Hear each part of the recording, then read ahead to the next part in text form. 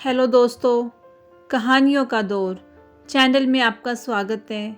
हमारी आज की कहानी है अनाथों की माँ। तो चलिए कहानी शुरू करते हैं। एक गांव में सरिता नाम की औरत रहती थी। उसका बालपन बहुत नाजुक हालातों में बीता था। वह कभी स्कूल नहीं गई थी। उसकी माँ ने उसका विवाह विक्रमपुर के छोटे किसान से कम उम्र में ही शादी करती थी। उस काल में शादी कम उम्र में हो जाती थी।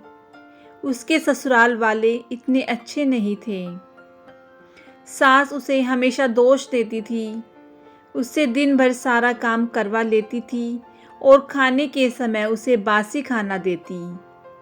उसका पति भी उसकी कोई बात नहीं सुनता और उस पर हर छोटी मोटी बात पर चिल्लाता था।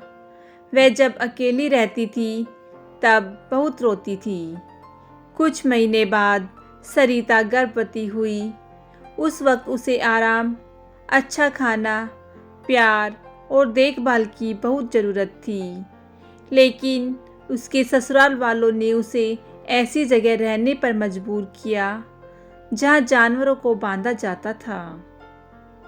फिर कुछ दिन बाद उसने तबेले में ही एक बेटी को जन्म दिया। बेटी बहुत सुंदर थी। कन्या होने की वजह से घर के सब लोग उस पर नाराज हो गए। उनको लड़का चाहिए था और हो गई लड़की। इसमें सरिता का क्या कसूर था?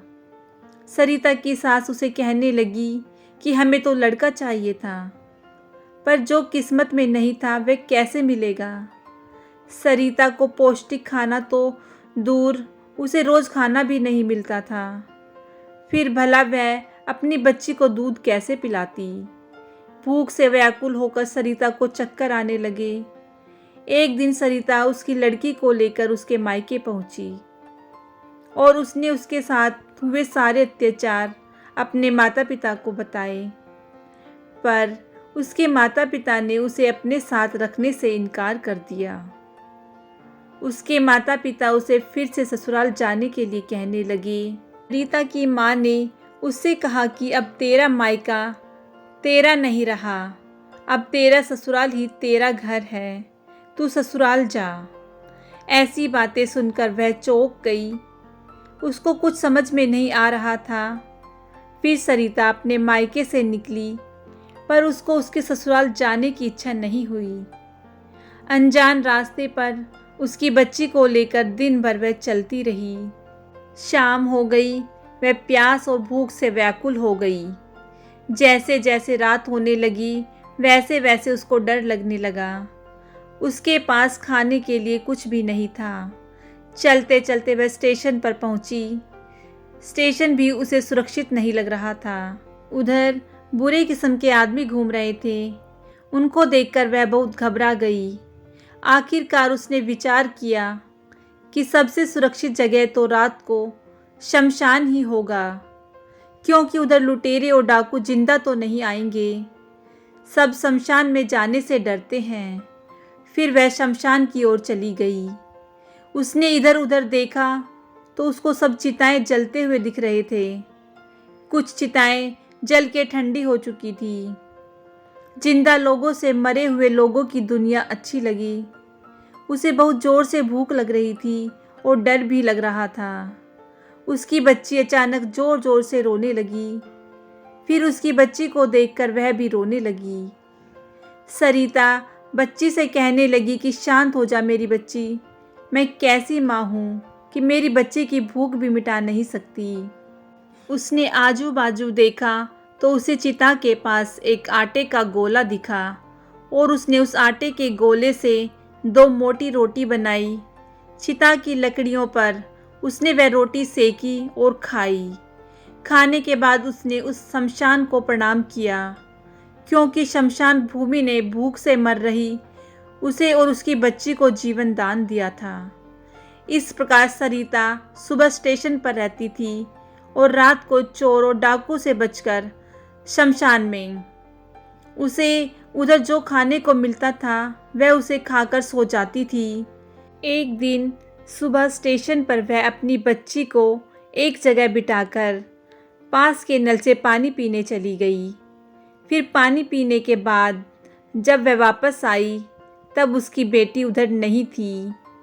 वो रोने लगी और चिल्लाते हुए बोली, हे भगवान, मेरी बेटी को कौन उठाकर ले गया? उसके बिना मैं क्या करूँगी? उसने उसे बहुत ढूंढा पर उसे वह कहीं नहीं मिली। कितने दिन से सरिता अपनी बेटी के लिए रोई जा रही थी। उसकी हिम्मत टूट गई थी। वह जब जब सोचती कि मेरी छोटी सी बच्ची को कैसा लग रहा होगा, वो किस हाल में होगी, ऐसी बातें सोचकर उसका मन बैठ जाता। एक दिन उसने देखा कि 4-5 बच्चे स्टेशन पर भीख मांग रहे थे। वह सब अनाथ थे। उनका आगे पीछे ख्याल रखने वाला कोई नहीं था। सरिता को उन अनाथ बच्चों में अपनी बेटी दिखाई देने लगी। उसकी बच्ची की याद मिटाने के लिए उसने उन बच्चों को अपने पास बुलाया और उनको अपने बच्चे की तरह प्यार करने लगी। स्टेशन पर भीख मांगकर खाना खिलाने लगी और उनका ख्याल रखने लगी। वह सब बच्चे उसे माँ कहने लगे। सब बच्चे सरिता के आसपास रहने लगे। धीरे धीरे सरिता के पास 10-12 बच्चे रहने लगे। अब वह सब बच्चों की माँ बन गई थी। बच्चों की संख्या बढ़ने के कारण उस छोटे स्टेशन पर भीख मांगकर गुजारा करना कठिन हो रहा था। सरिता सब बच्चों को लेकर बड़े शहर की तरफ चली गई। उधर कई लोगों ने उसको देखा और जाना कि कैसे सरिता अनाथ बच्चों की सेवा करती है। लोगों ने उसके काम की तारीफ की। कुछ अच्छे लोगों ने पैसे जमा करके उन सब बच्चों के रहने, खाने पीने और पढ़ाई की व्यवस्था की। उनके लिए घरों और स्कूल को निर्मित की और धीरे धीरे सरिता के पास 1000 बच्चे हो गए। वह सब की माँ थी और वह सब बच्चे उसके खुद के बच्चे बने। हर माँ बाप की तरह सरिता ने उसके पास आने वाले हर अनाथ बच्चे का पालन पोषण और शिक्षा में कोई कमी नहीं छोड़ी। उनमें से कुछ बच्चे डॉक्टर, प्रोफेसर, इंजीनियर और देश के अच्छे नागरिक बने। उन्होंने उनका घर बसाया और उनकी माँ सरिता को कभी नहीं भूले। वह सब माँ से जुड़े रहते थे।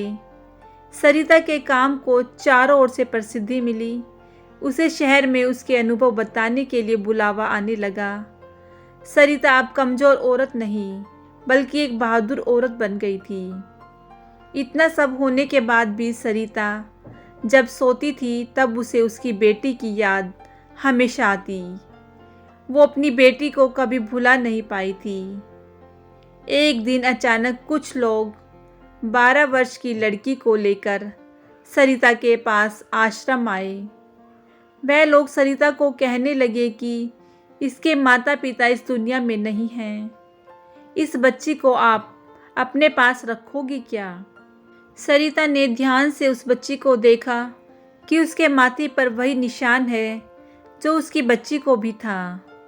उसने जब बड़े ध्यान से उसका चेहरा देखा तो वह समझ गई कि यह मेरी गुम हुई बच्ची है। सरिता अपनी बेटी को देखकर बहुत खुश हो गई। उसने उसको गले से लगाया। उसको उसका गुम हो गया जीवन फिर से मिला। सरिता को ऐसे लगा कि उसने दूसरों के बच्चे को पाला, उनकी रक्षा की, तो भगवान ने बदले में उसकी बच्ची को सुरक्षित रखा। दोस्तों, हमारे द्वारा किया गया अच्छा काम कभी भी बेकार नहीं जाता। ऊपर वाला हमेशा देखता है और उसका फल भी अवश्य ही देता है। तो आपको कैसी लगी यह कहानी मुझे कमेंट करके ज़रूर बताइएगा। अगर अच्छी लगी हो तो इस कहानी को लाइक कीजिए, शेयर कीजिए और मेरे चैनल को सब्सक्राइब कीजिएगा। कहानी सुनने के लिए बहुत बहुत धन्यवाद।